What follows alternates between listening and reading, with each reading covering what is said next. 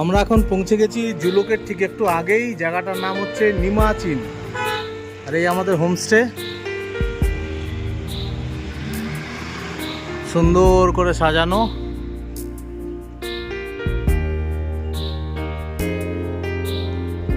এখানে triple bed, double bed, অনেক রকমের রুমস আছে। আর পুরোটা এই ফ্লাওয়ার ভাসগুলো খুব সুন্দর।